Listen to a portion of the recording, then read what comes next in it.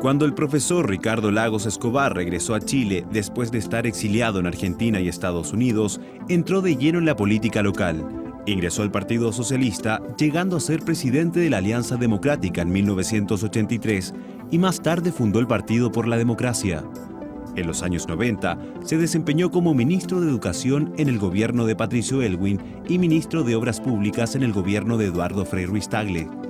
En enero del 2000 fue elegido presidente de la República, cargo que desempeñó hasta el año 2006.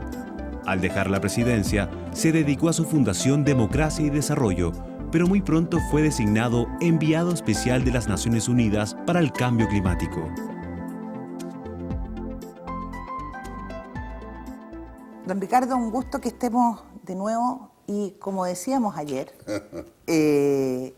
retomemos algo de lo que estábamos conversando, porque yo tengo una teoría sobre usted, que usted es un gran académico, un intelectual, que está preocupado de la política en un segundo plano hasta el año 83, en que usted realmente entra de lleno a hacerla como su profesión.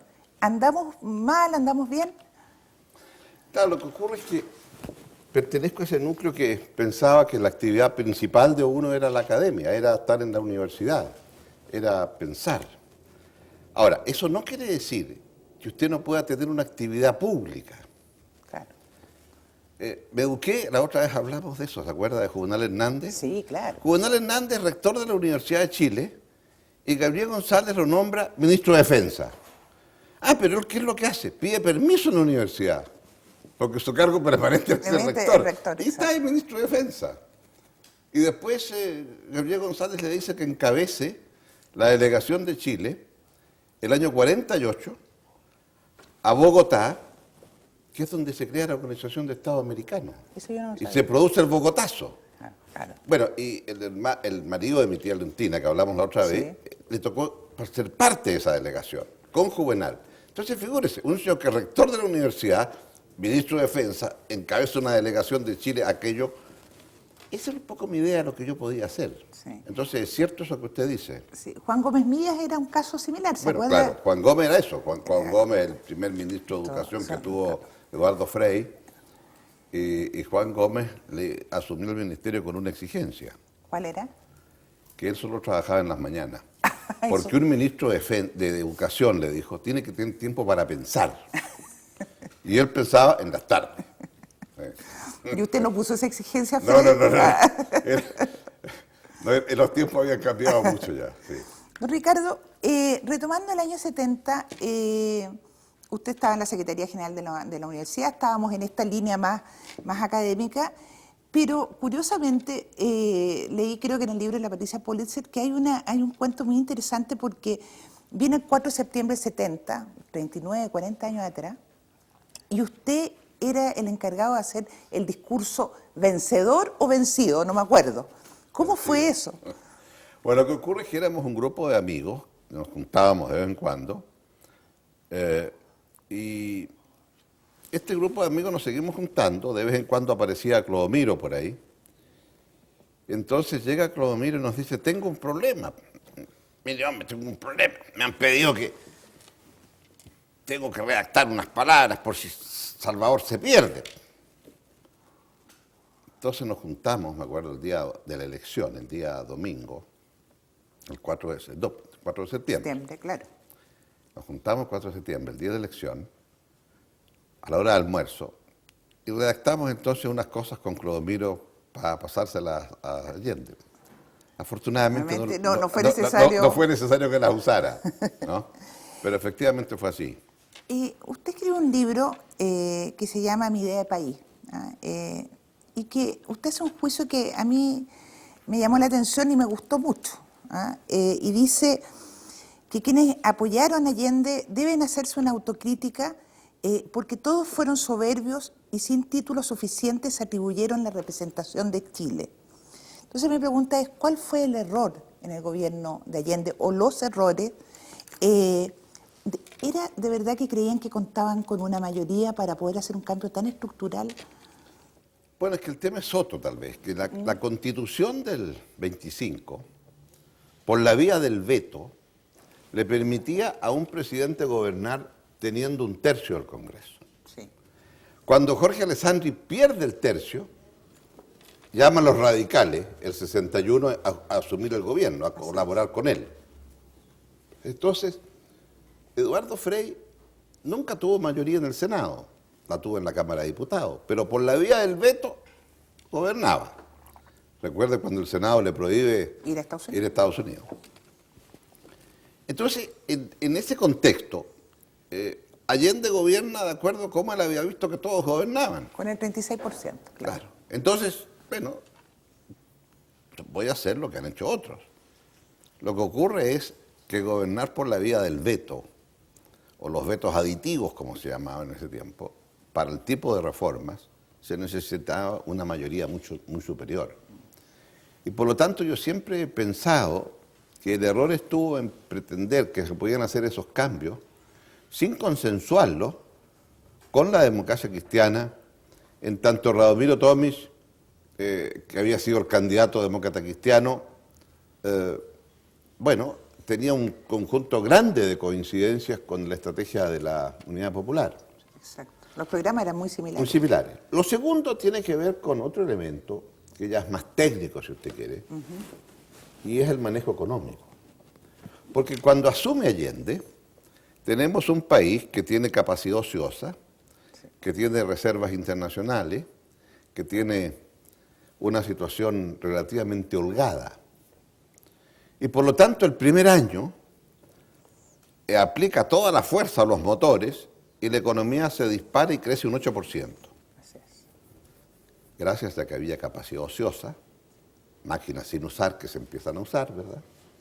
Gracias a que había recursos en divisa, en moneda extranjera, pero esos elementos no estaban disponibles para el segundo año.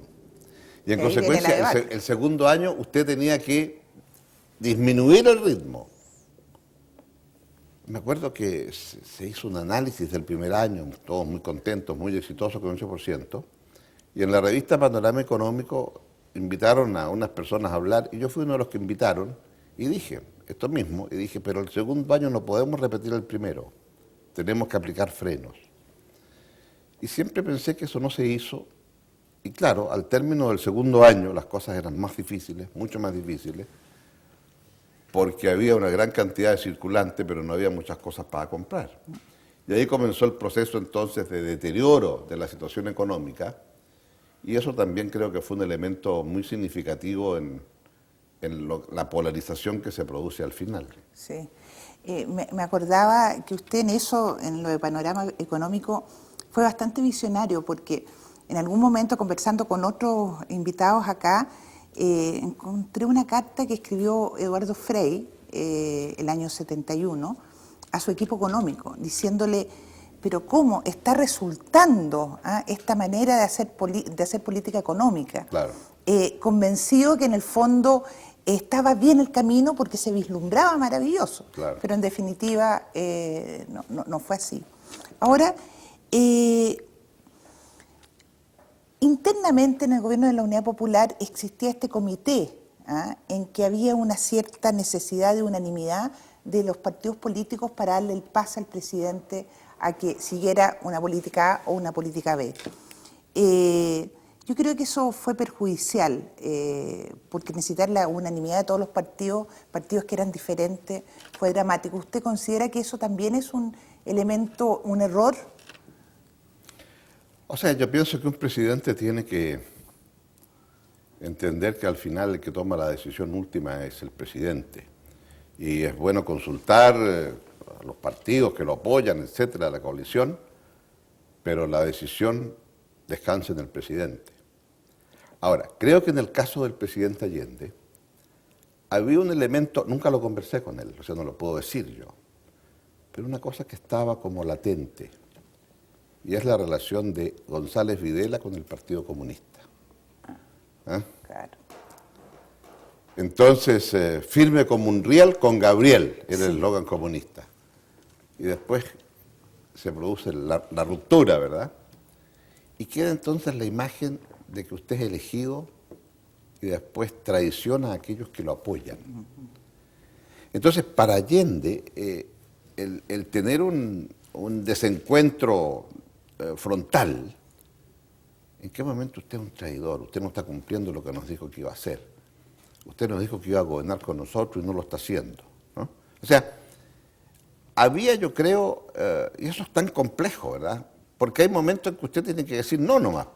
Eso me lleva justamente a preguntarle, usted como presidente tiene que haber hecho, usted un gran conocedor de la historia política de Chile, tiene que haber hecho estos análisis porque el partidismo es muy fuerte en Chile todavía y bajo su gobierno también. Claro, pero supo manejarlo, no sé cómo. Pero, bueno, a ver, hay momentos en los cuales usted dice que hay que tomar esta decisión.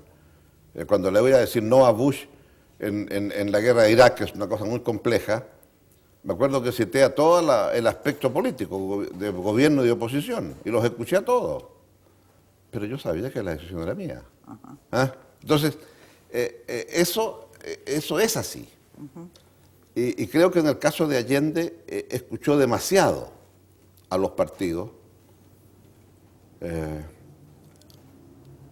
En una de las últimas reuniones que tuvo con los partidos, Allende le gustaba exhibir una carta que le envió Zhou Enlai, indicándole que no era posible hacer tantas cosas simultáneamente como las que él estaba haciendo, y que ellos, los comunistas en China, no se habían atrevido a hacer muchas de las cosas que él ya estaba haciendo. Estamos hablando de la China de Zhou Enlai del año 70, después que hace 21 años que han tomado el poder en Beijing, ¿verdad? Exactamente.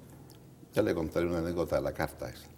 Pero ese elemento me parece crucial. El golpe fue un día martes y un día sábado, el último sábado, se reúne Allende con los partidos y no le dan el visto bueno para llamar a plebiscito. Exacto. Y él dice, igual voy a llamar a plebiscito para dirimir el pleito con la oposición y hacer un plebiscito que no era vinculante porque el plebiscito no estaba consultado en la Constitución. Exactamente. Pero que era una forma de salir del problema político que había. Entonces sí, yo creo que el presidente en último término es el que tiene que tomar las decisiones y eso explica, ¿verdad?, el que Allende tenía tomada la decisión, a mi juicio, de que él iba a permanecer en la moneda, que él no iba a abandonar la moneda, y Allende tenía tomada la decisión de que eso implicaba, si había un golpe de Estado, que él moría. Y sí, era una profecía autocumplida. Y por lo tanto eso era así, ¿no? Hay un libro de los muchos que escribió Mitterrand, se llama La paja en el grano, y comenta que vino a Chile el 71, Allende lo invitó a almorzar, y luego de almuerzo van caminando por la galería de los presidentes y paran frente al retrato de Balmaceda, y Allende le dice, ese le dice. Es un hombre con todo mi respeto y admiración. Y le cuentan dos palabras. Lo que había sido. Lo que había sido. Y cuando se produce el golpe, escribe un artículo bellísimo Mitterrand diciendo, yo creo que se suicidó.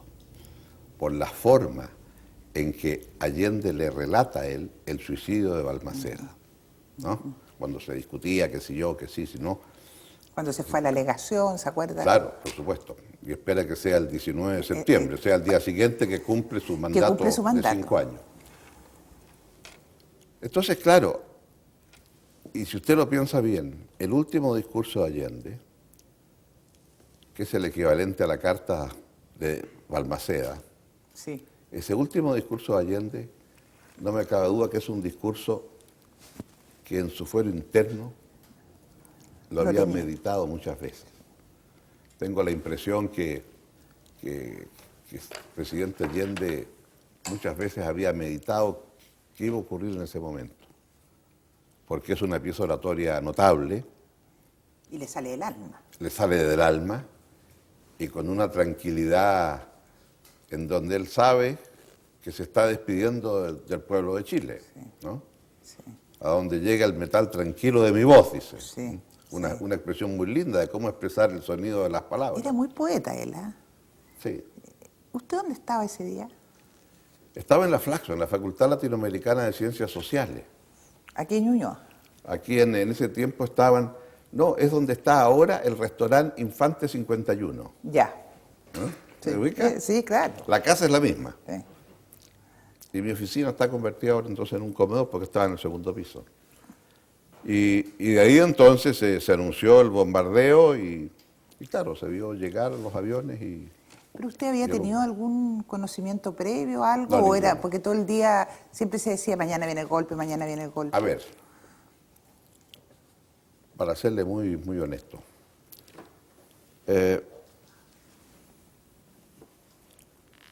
cuando renuncia Carlos Prats en agosto, yo creo que se acerca el fin. Y como secretario de Flaxo, tuve que participar en una reunión que había en Montego Bay, en Jamaica. Y fui a La Moneda a ver a Aníbal Palma, que era el secretario general de gobierno. Y le dije a Aníbal, ¿Había dejado ser ministro de Educación? ¿Aníbal Palma? Sí. Sí. Ya estaba en la Secretaría General de Gobierno. Dije a Aníbal, le dije, esto yo lo veo muy mal, está muy mal. Me dice. Esto en cualquier momento ya la salida Militar. de Prats es muy grave. Bueno, y estando en Jamaica, me llega la información de que se ha producido este conato, que le tiran cosas a Carlos Prats, las esposas de los generales y la que le renuncia de tiran, Prats. exactamente, maíz. Maíz. Entonces, cuando veo que renuncia Prats, no me cabe la menor duda que se acerca el fin. Y me regreso. Ahora, usted no podía saber si mañana o pasado estas cosas que se dicen. Pero sí, uno sabía que estábamos ya al final. Y el 4 de septiembre, Luisa estaba con un tremendo resfrío. Y le digo, voy a ir al desfile, le dije, que era para celebrar el 4 de septiembre, los 3 años del triunfo.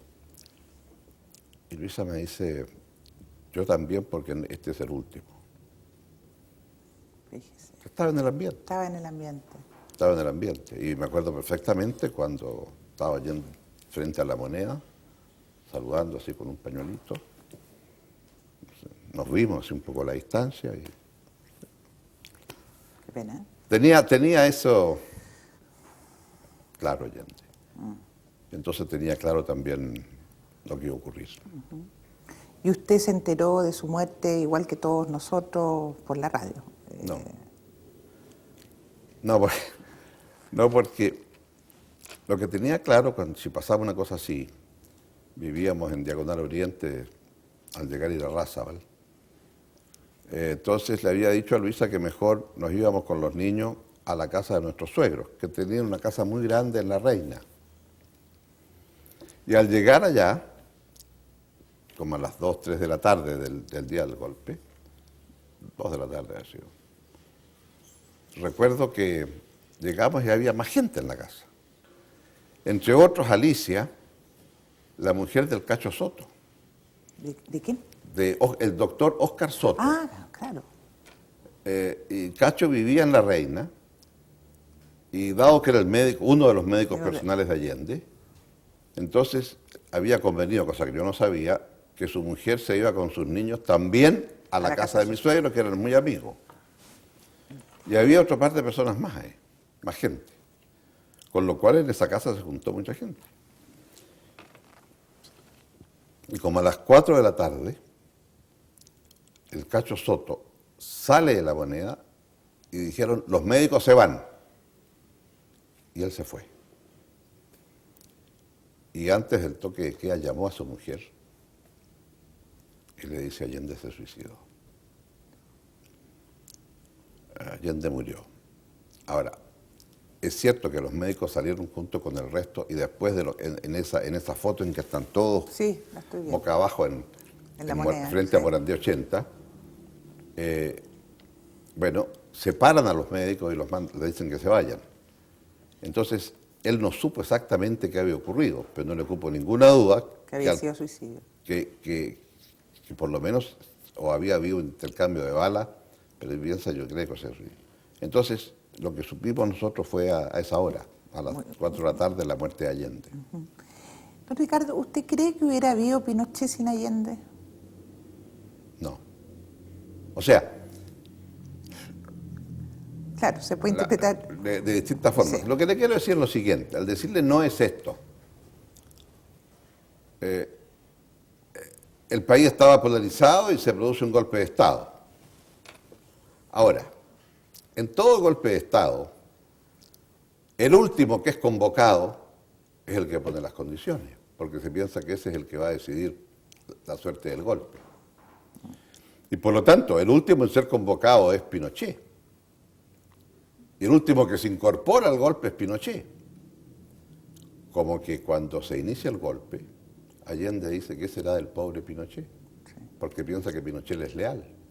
Lo ha nombrado comandante en jefe 2 semanas antes, y lo ha nombrado comandante en jefe por recomendación de Carlos Prats, cosa que me lo dijo a mí Carlos Prats, en Buenos Aires. Entonces, claro, es una situación muy tensa. Ahora, la segunda parte de la pregunta es, ¿qué significaba el golpe? Porque una cosa es lo que produce un golpe de Estado al momento de darse, y otra cosa es lo que viene después. Una cosa del 11 y otra cosa del 12. Claro, ¿verdad? Eso es, claro. Y en lo que pasa el 11 va a tener muchas explicaciones. No digo justificaciones, pero explicaciones. Sí, de acuerdo.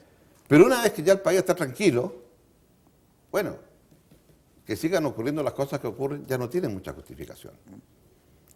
¿Y qué decir que después de eso se diga, bueno, y ahora entonces iniciamos una época fundacional y hay metas y no plazos y todo lo que viene después?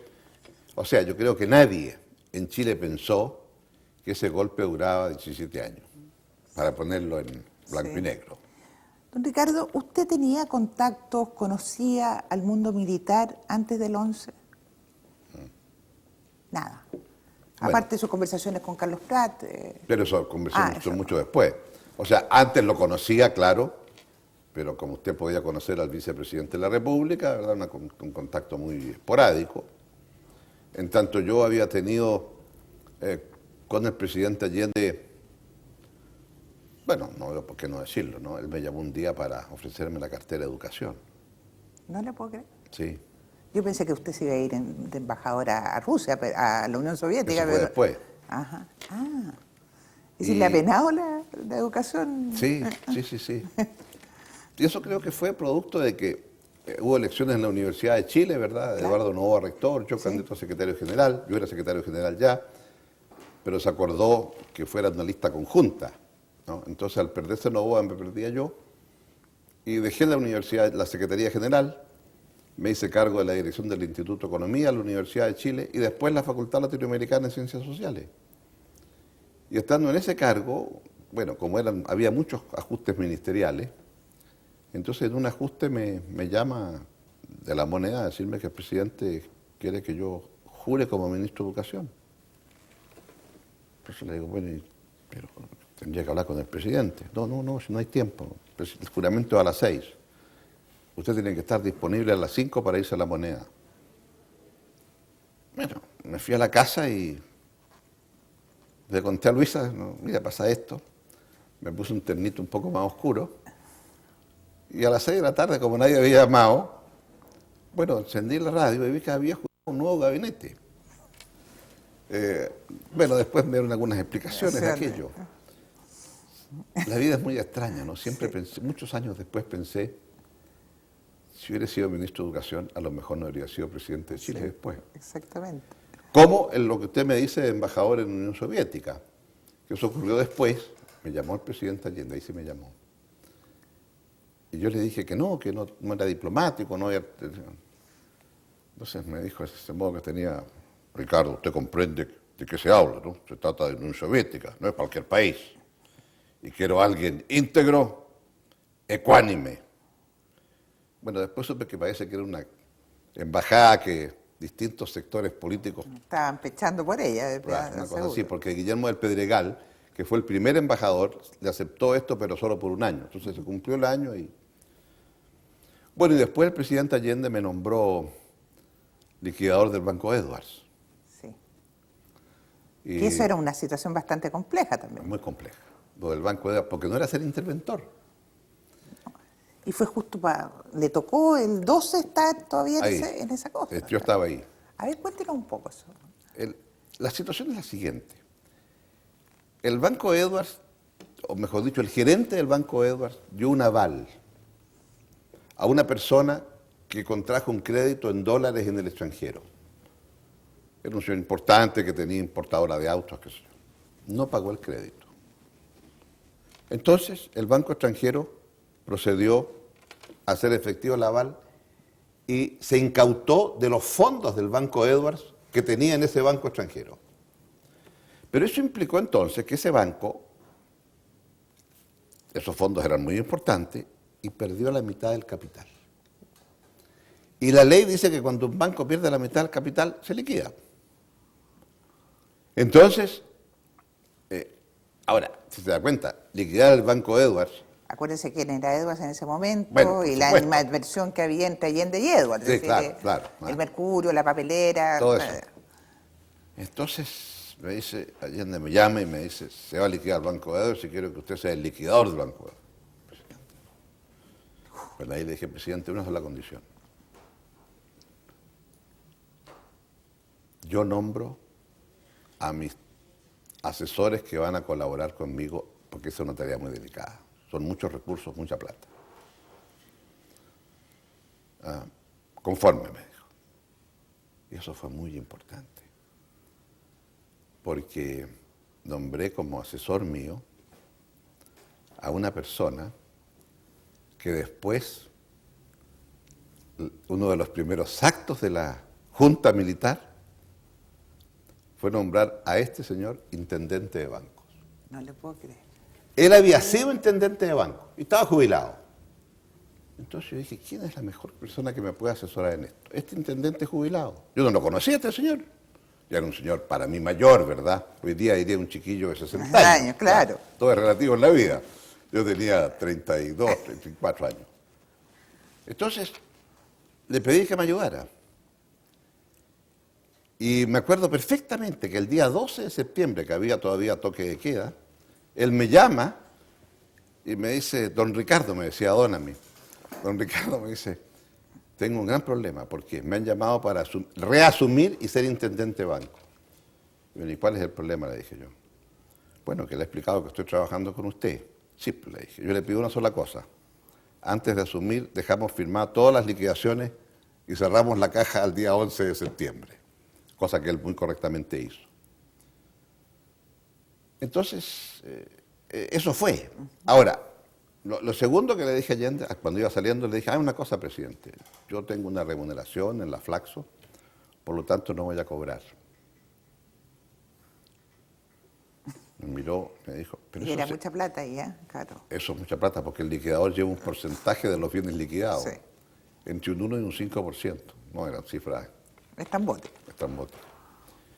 Entonces le dije que no, que yo tenía una remuneración y eso era suficiente y no iba a cobrar. Entonces me dijo, bueno, pero entonces el único que gana es Edwards.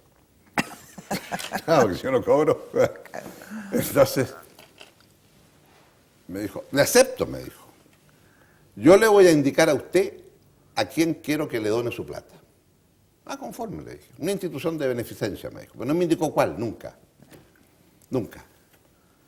Y no necesito decir que se produce el golpe y no conocía que la institución. Y ahí lo único que se me ocurrió fue mandar una carta a la Cruz Roja, diciendo, bueno, dono mis honorarios, qué sé yo, esta cosa. Pero el contacto con el presidente Allende, ahora, tenía así algo importante.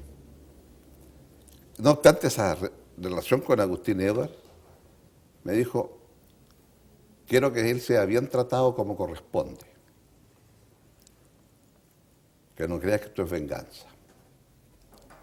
Bueno, al hacer la liquidación, estaban los cuadros del banco. Había una colección preciosa de el Bergantín, el Beagle, de Darwin, Qué lindo, sí. Entonces tenían una colección de peces que habían dibujado. Como no habían fotógrafos en esa época, llevaban un Claro. dibujante y dibujaban ahí, y estaban todos los pescaditos que según él existían, y ahí he visto en el Beagle cuando pasó por el Cabo de Horno. Bueno, pero también estaban los antepasados de don Agustín Edwards, cuyo valor eran obviamente, yo pedí que se fueran tasados, y unos Era más costaban, personal que... claro, uno estaba, o sea, esos cuadros valían en función de quién los pintó. Exacto. ¿No? Y por lo tanto unos eran muy caros y otros muy baratos, independiente de si era Agustín Edwards primero, segundo, tercero o cuarto. Y me acuerdo que lo que hice en ese caso fue hablar con quien él lo representaba, que era el señor Cubillos, Hernán Cubillos. Hernán, el padre. Sí. Y le dije, mire, el presidente me ha dicho que tengo un trato adecuado con Agustín Edwards y quiero que sepa que estos cuadros están aquí, esta es la tasación que tienen. Si él tiene interés en los cuadros de sus antepasados, los saco y no salen al remate, porque los otros, la tasación era para los efectos de un mínimo en el remate nada más. Después en Paz Ciudadana, tiene que haber usted estado muchas veces con Agustín Sí, Edwards claro. y ¿han recordado estos temas? Recordamos un poco, en una ocasión, en tiempos de Pinochet al final ya, Sergio Vittar nos invitó a comer a su casa, de Sergio Vittar, y comimos los tres. Pero hablamos más bien del pasado en términos históricos, porque yo le digo, sí, pues le digo, porque mi familia sufrió mucho con la revolución del 91 y mi abuelo quedó cesante, como le conté ¿Se en la acuerda vez que lo anterior. contamos? Sí. Entonces le digo, ahí estuvimos en lados opuestos para Agustín, porque sus antepasados eran todos partidarios de derrocar a Balmaceda. Ah, ¿verdad? Me dijo, ¿verdad? No, pero no se preocupe, le dije, porque después con el León el año 20 estuvimos al mismo lado. ¿Ah? Mis familiares eran todos partidarios del León, mi tío Ernesto, el hermano de mi madre, hizo campaña por el León, etc. Entonces él me dijo, sí, pero después con Allende estuvimos en lados separados. Bueno, le dije, entonces en la próxima vuelta nos toca estar al Estar mismo juntos. lado. Bien. Sí. ¿Por qué se exilió, don Ricardo? A ver, formalmente yo nunca me exilié.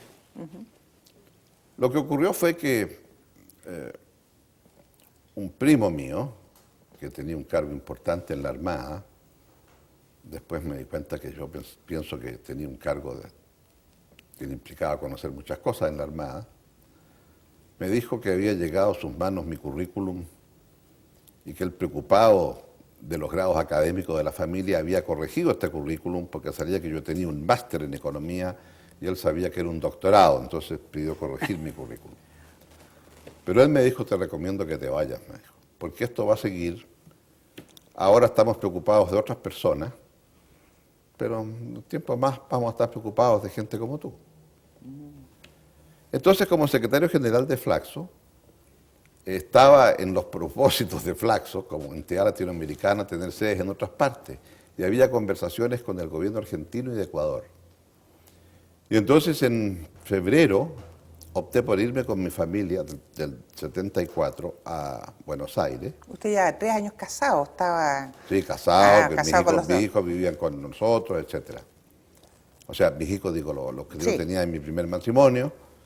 Y nos Chicos, fuimos todos todos chicos, claro, claro. claro. Es decir, era un cambio importante, le quiero decir con esto. Sí, claro, Ah. no, sin duda, sin duda.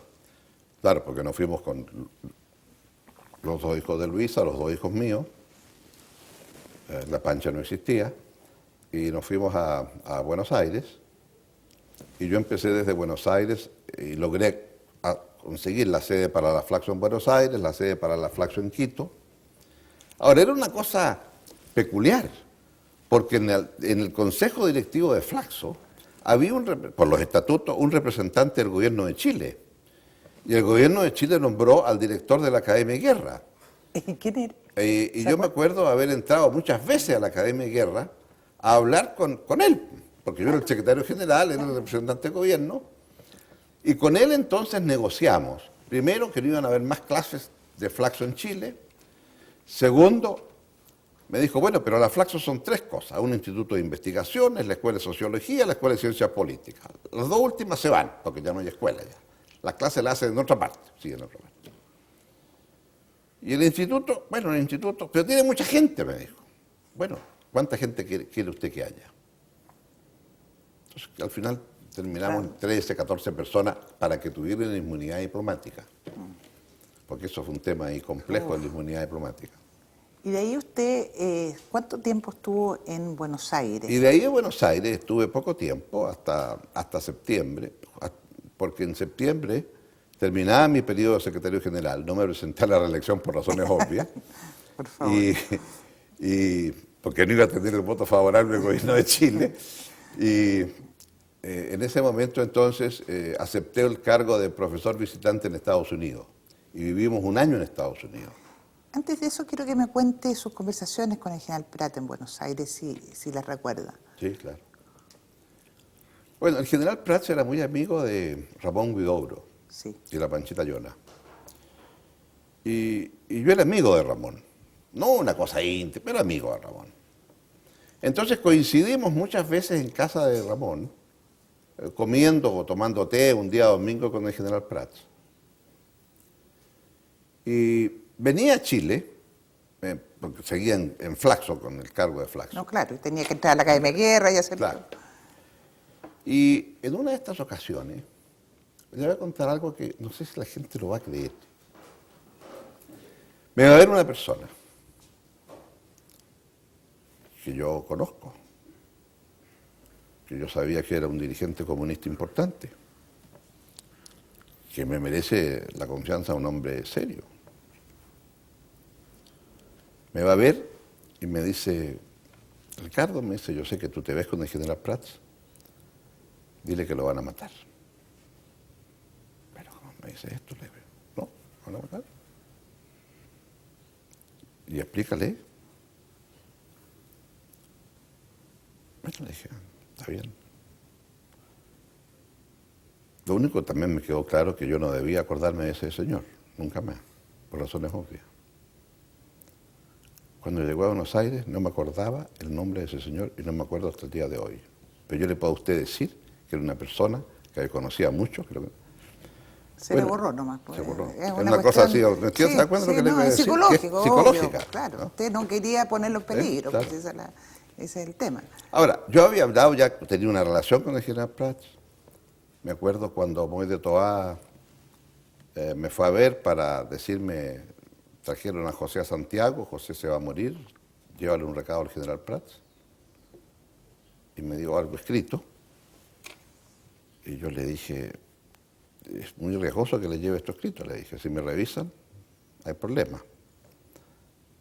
Lo que estás diciendo es tan simple que se lo puedo repetir. Entonces se lo repetí.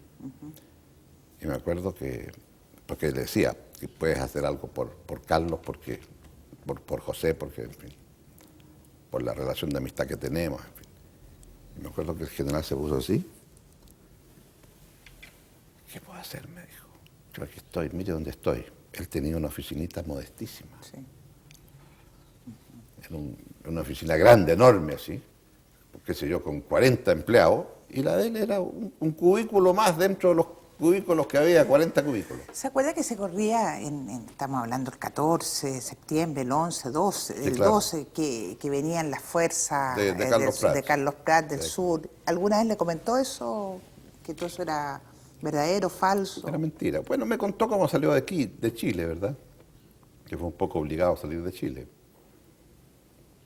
Pero que él no quería decirlo por la dignidad del cargo que tenía. ¿Cómo decir que sale de Chile porque su sucesor le dice que tiene que irse del país? Que no le pueden garantizar su seguridad. Fue muy duro para él. Y fue más duro el que cuando yo le digo eso, me dice, no es el primero que me lo dice. Pero no se preocupe, me dice, estoy haciendo gestiones y me voy a ir a Europa. Y él había salido con su cédula de identidad. Y Claro, para irse a tenía- Europa necesitaba pasaporte. y empezó, al igual que tantos chilenos, a pedir su pasaporte. Y nunca se lo dieron. Nunca se lo dieron. De ahí usted, en septiembre, octubre, se va a Estados Unidos. Sí. Y en 78 vuelve a Chile. Recibí una carta del general Prats después de muerto. Ay, no le puedo creer, don Ricardo. Cuénteme, me interesa. El general Prats me dijo que estaba escribiendo sus memorias. Ah, le dije yo. Usted está como el general, no recuerdo el nombre, el general portugués, el de la Revolución de los Claveles. Claveles, sí. No, que escribió un libro que se llamaba Portugal y su futuro. Y yo le digo, usted está escribiendo Chile y su futuro. No, me dijo, a lo sumo el último capítulo. Pero le voy a pedir un favor, me dijo. Cuando tenga a lo menos el último capítulo, quiero que usted me lo lea y me dé su opinión. Encantado, general. Llego a Estados Unidos, me siento a la máquina, como se dice uno en ese tiempo. Sí, pues en ese tiempo. Me siento a la máquina y le mando la carta. Estamos aquí instalados con Luisa, tal de dirección, esto y lo otro, qué sé yo. Y le digo un par de cosas que he leído allá yo. Entonces me dice, si yo le puedo mandar eso que le dije, unos libros, lo que le he dicho. Claro, como se los mandé. Entonces, y él entonces, le pregunto, ¿y cómo van sus memorias? Entonces me dice, me responde, me dice, gracias por su carta, de esto, lo otro, estoy terminando el último capítulo, se lo voy a mandar próximamente, yo creo que en el próximo correo que tengamos, le mando el capítulo, etcétera, etcétera. Lo saludo con mucho cariño, Carlos Prats. Eso lo recibí 3 días después que él murió. Y cuando me llamó Ramón Huidobro, me llamó Federico Gil, un profesor de Carolina del Norte, autor de un famoso texto sobre el sistema político chileno. Sí. Ese Federico Sí. Gil. Me llama a las 7 de la mañana y me dice, Ricardo, mataron al general Prats. Qué helado. Y bueno, cuelgo, le digo a Luisa, y le digo, te apuesto que vamos a recibir una carta del general Prats. La recibí. Sí. ¿Qué le pareció y qué sentido tenía que inventaran unas memorias de Prats? Porque usted sabía, por todo lo que me está contando, que el general estaba escribiendo sus memorias, etcétera. ¿Qué sentido tuvo hacer esta...? Yo creo que primero que pensaron que las memorias reales no existían, que esto era una forma, no sé, de contribuir a determinados propósitos políticos, inventar unas memorias de esas, ¿no? Y que después todo el mundo se dio cuenta que eran apócrifas. Y las memorias del general Prats son las que son y que ahora todos conocemos. Claro, que todos ¿verdad? conocemos. Claro. Don Ricardo, el 78 se viene a Chile. Sí. ¿Por qué? Bueno. Ya le había picado el bichito de la política propiamente tal. Acuérdese que todavía seguíamos en la pre-etapa. Sí, claro. Pues son dos cosas. Primero, yo después de estar en Chapel Hill, haciendo clases en Estados Unidos, fue un momento muy definitorio en mi vida porque recibí ofertas muy interesantes para quedarme de profesor en Estados Unidos. Una me acuerdo de la Universidad de Austin, Texas, para ser director del Instituto Latinoamericano, de Estudios Latinoamericanos, la mitad de tiempo ahí, la mitad de tiempo con una cátedra en la Universidad en Economía. Es decir, era la maravilla para... Sí, claro, claro. Llegamos hasta discutir cómo nos íbamos a ir de donde estábamos a Texas entonces, con los hijos. Y después, una oferta de UNESCO para dirigir un programa de posgrado en Ciencias Sociales, con sede en Buenos Aires. El sueño del pibe. Con sueño en Buenos Aires. Y ahí no dudé y me fui a Buenos Aires. Ajá. Y en Buenos Aires vivimos 3 años. Ahí nació la Panchita. Y luego de esos 3 años, vinimos a Chile en el verano del 76, 7, del 7, Ajá. verano del 7, o comienzos del 8, o así. Y mis hijos vinieron acá, miraron Santiago, qué sé yo. Pero luego de haber estado en Buenos Aires, después en Chapel Hill, en Estados Unidos, después en Buenos Aires de vuelta, mis hijos mayores consideraron que esta era una ciudad muy provinciana Entonces, en ese momento se produjo que yo concluía mi tarea en Buenos Aires y podía seguir, comillas, haciendo carrera en Naciones Unidas, o en Nueva York, o con UNESCO en París. Y las opciones eran Nueva York o París. México estaba muy contento. Y yo muy preocupado porque me daba cuenta, Ricardo ya se acercaba a los 15 años, eso ya es que el hijo se queda afuera después, ¿no? Claro. Entonces recibí una oferta de Naciones Unidas en Chile con el Programa Regional de Empleo El PNUD. y con fondos del PNUD, y no dudé y me vine a Santiago. Ahora, reconozco que también hay algo del bichito que dice usted, ¿en qué sentido? Que yo veía que acá todo el mundo estaba exiliado, estaba o muerto, pero acá estaba todo, no había pensamiento, no había nada. Y regresamos a Chile, mis hijos no muy contentos, porque claro, eran cosas muy distintas. Claro. Y ahí comenzó entonces nuestra doble militancia. O sea, trabajaba como académico en Naciones Unidas, etcétera, etcétera. Y como la actividad política estaba prohibida y los funcionarios internacionales no debemos hacer actividades políticas, entonces era muy fácil tomar algún contacto en actividades que se decían clandestinas, pero que no eran tanto, pero que básicamente tenía que ver más bien con un debate académico entre los poquitos núcleos de investigación que quedaban, ¿verdad? Quedaba la Flaxo, ahí estaba Faleto, ahí estaba un grupo de gente, estaba Cieplan, donde estaba Foxley y su gente, Exactamente. estaba el Centro de Estudios Humanísticos, o sea, había unas cosas muy Habían surgido los conversar. grupos de análisis de la Constitución, el grupo del 24. El grupo de los 24, en que ¿se estaba acuerdan? Pepo Sangüesa, Sí. eso ya fue en julio o julio del 78. Claro. Me acuerdo que yo regresé el 30 de abril y comencé a trabajar acá el 2 de mayo. Y el 1 de mayo que nos juntamos con Faleto para ir a ver cómo iba a ser la protesta de las CUT. Nos paseamos por todos los lugares donde se suponía que se iba a producir la protesta y no encontramos a nadie. En vista de lo cual nos comimos un sándwich en el Bosco. El Bosco. El año 78, usted venía a Buenos Aires, había vivido mucho allá, y estábamos en una situación internacional bastante difícil. Y usted tiene mucho que decir de eso, creo yo, porque además, después usted como presidente de Chile, tiene que haber tenido una mirada global de lo que pasó. ¿Realmente cree usted que estuvimos a punto de la guerra? Sí. Ya ¿Cómo lo que he visto después, de las conversaciones con oficiales, es decir, cuando fui ministro y después presidente, bueno, había muchos de almirantes o capitanes de navío que eran poco menos que cadetes, digamos, recién salidos de la escuela naval, ¿verdad? Y contaban dónde habían estado y cómo habían estado y cómo estaban al frente los buques de los otros y cómo estaban listos para recibir la orden y empezar a disparar. ¿Sabe por qué lo considero interesante? Porque más de alguna persona exiliada o de izquierda me ha comentado que frente a una situación de esta naturaleza se olvidaba el tema ideológico. De hecho, el propio Frei Montalva tuvo conversaciones, ¿no es cierto?, con Pinochet en torno al tema, y la Iglesia. Es decir, parece que el tema llegaba tan a fondo que más allá de que se fuera pinochetista, no se fuera pinochetista, etcétera, etcétera, era fuerte el tema.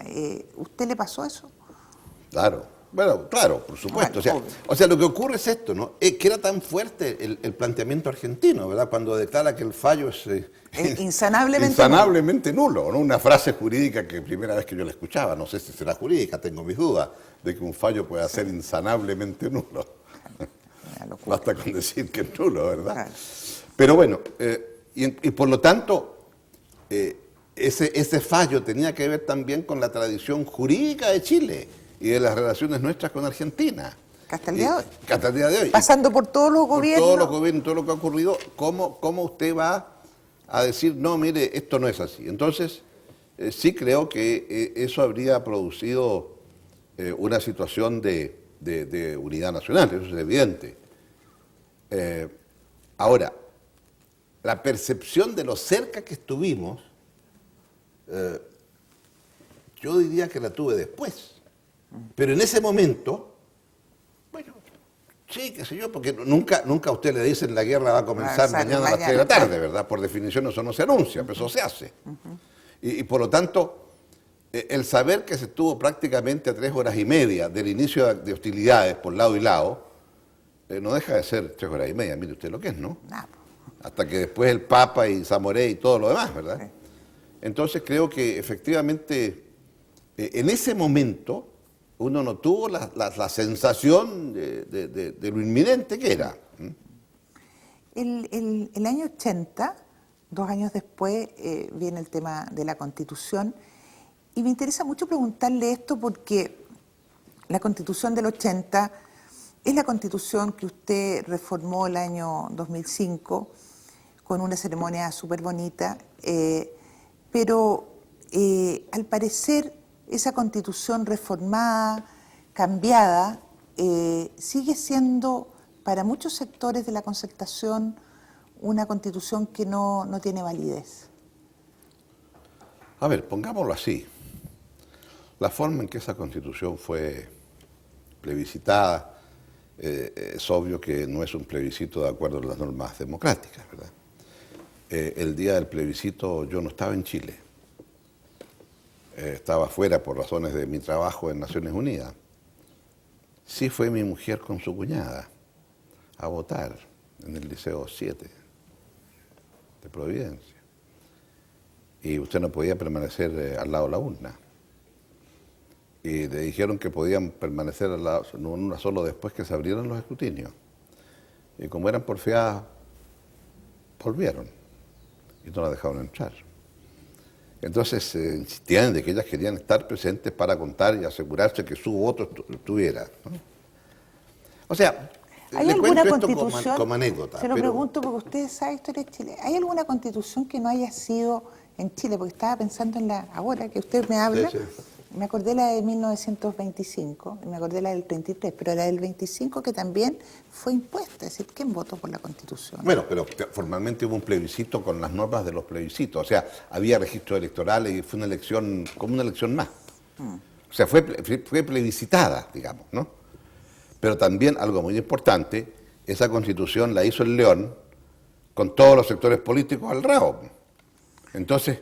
Y con los militares con una pistolita ahí encima de la mesa. Claro, está bien, claro, pero estaban todos los sectores políticos, o sea, todos los sectores políticos estuvieron de acuerdo en eso. Sí. Y la pistolita que andaba por ahí, ¿verdad?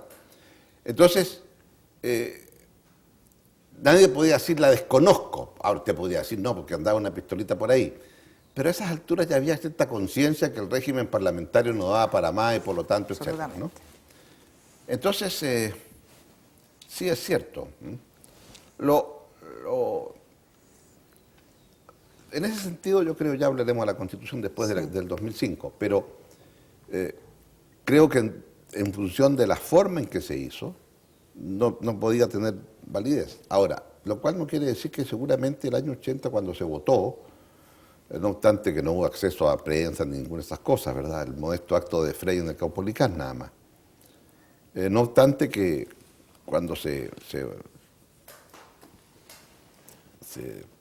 votó la Constitución en la forma que yo he dicho, no tuvo ningún resguardo democrático. Sí creo que después hubo un elemento de legitimación de hecho, decir, sí. Cuando usted dice, mire, ¿sabe? Pero dado que ya llevamos tanto tiempo aguantando a este caballero, y por primera vez yo sé que él tiene que transitar este camino para seguir el poder, entonces, si me preparo ahora, cuando llegue el momento, le voy a ganar. Y ese fue todo el debate, digamos, del 87-88. Sí, exacto. Del 86 años decisivo, que yo siempre dije, es decisivo por dos cosas. Primero, Carrizal y el fracaso de la internación de armas. 86. Y segundo, porque si este año no hay una mutación como resultado de las fuerzas sociales y las protestas y todo lo demás, vamos a estar en el 87 y el 87 ya estamos a Aporta del 88 en la elección. Del 88, que es el plebiscito. Le Y esa frase me costó bien cara, porque me preguntaron por esa frase mucho. Yo la dije en una revista Newsweek. Sí, sí. Y me tomaron preso por el atentado a Pinochet. Entonces me decían, ¿por qué dice usted que el 86 fue el año decisivo? Yo le decía, por estas razones que están dichas en la revista. Pero bueno. Lo que pasa es que era el año decisivo para el Partido Comunista, dado que había fracasado a juicio del Partido Comunista el proceso que ustedes habían iniciado justamente el año 83, cuando usted pasa ahí a la etapa profesionalmente política, como profesión la política, y pasa en forma, ¿usted va contento a eso? ¿Ya se da cuenta que el bichito lo ha pescado y que le gusta? ¿Ahí ya empieza a pensar que va a ser presidente? No. Lo que ocurre es lo siguiente. Yo, a partir del 80, 81, empecé a tener contactos con el Partido Demócrata Cristiano. El Partido Demócrata Cristiano había designado a Tomás Reyes para estos efectos. Nos juntábamos muchas veces en casa de Tomás o en otros lugares. Y me parecía muy nítido que para enfrentar lo que venía post-Pinochet había que tener un gobierno de unidad nacional.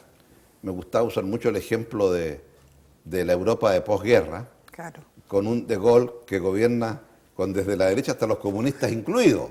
Adenauer. Adenauer y luego de Gasperi en Italia con Togliatti. O sea, los primeros encuentros eran incluidos los comunistas. Y por lo tanto, eso es lo que teníamos que hacer en Chile. Y empezamos a trabajar en eso. Hubo primero un llamado manifiesto democrático que nadie leyó nunca, pero que nos tomó largas disquisiciones y debates. Y yo todavía funcionario internacional. Sí, pues. Y luego entonces se crea la Alianza Democrática. Y la Primer Alianza presidente. Democrática- Primer presidente usted de la Alianza, ¿no? No. El primer presidente fue Gabriel Valdés. Ya. El segundo, Enrique Silva. Y el tercero era yo. Entonces ahí lo que ocurrió fue lo siguiente, que en la Alianza Democrática cada partido nombraba 2 personas. Y los socialistas entonces nombraron a Estuardo y Bodanovich, del grupo nuestro, por así decirlo. Ya Estuardo venía de vuelta del grupo Almeida, habían producido muchas cosas ya al interior de los socialistas, etc. Estaba muy diversificado, por decirlo de alguna manera. Éramos los socialistas en ese momento de Núñez y después Núñez, de Briones. Claro, exacto. Entonces allí, cuando se dan cuenta que la presidencia de la Alianza le va a corresponder al Partido Socialista, los socialistas me van a ver y me dicen, Ricardo, tú tienes que tomar la presidencia de la Alianza. Oye, le digo, pero esto es complicado, yo no puedo, no, yo trabajo aquí en esto. Claro. Sí, pero te das cuenta, no. Voy a pensarlo, le dije. Entonces llegué a mi casa y les dije, pasa esto. Alguien muy práctico me dijo, ¿y de qué vamos a vivir? Le dije yo, bueno, debo Una tener mujer algún tiene que tipo haber de sido. consultorías internacionales, qué sé yo. Y bueno, dije que sí. Y entonces, claro, fue durante la presidencia de Silva Sima que hubo un acto en el Parque Cousiño y habló Enrique Silva. Y luego entonces se dijo, la próxima concentración la vamos a hacer en Valparaíso. Y se iba a hacer, no sé, el 30 de noviembre, no sé cuándo, no se pudo hacer, terminó para el 2 de diciembre y el 2 de diciembre yo era presidente ya de la Alianza. Claro, porque se rotaban en el mismo año. Se rotaban. Fue en el 83. Era muy rápido, Era una cosa un mes muy cada rara. uno. Sí, claro. Un mes cada uno. Tan absurdo era que después se dijo para el 84, 2 meses cada uno. Entonces yo me vine a hacer cargo del 84 en la presidencia de la Alianza en noviembre y en diciembre, ¿no? Claro, y ahí como, lo dices, ahí hubo, claro, una mayor conocimiento de mío, digamos, tuvimos que ir a Argentina a la transmisión del mando de Alfonsín, que importante como fue lo del cambio de mando de Alfonsín, digamos, nos dio muchos honores, nos invitó a todas las ceremonias, etcétera, etcétera. A esa transmisión del mando concurrió Felipe González, presidente del gobierno español. ¿Usted no lo conocía hasta ese momento? Había estado con él una vez. Porque ustedes son súper amigos ahora. Sí, claro, claro. Lo conocía de antes cuando estaba en la oposición, Felipe, en unos viajes por España, pasé por allá, ¿qué esta cosa de los socialistas, estos raros españoles? Bueno, estaba Felipe González, estaba Bettino Craxi, por Italia, el primer ministro italiano, estaba Pierre Mauroy, el primer ministro francés que envió Mitterrand. Bueno, y con todos estos señores nos entrevistamos.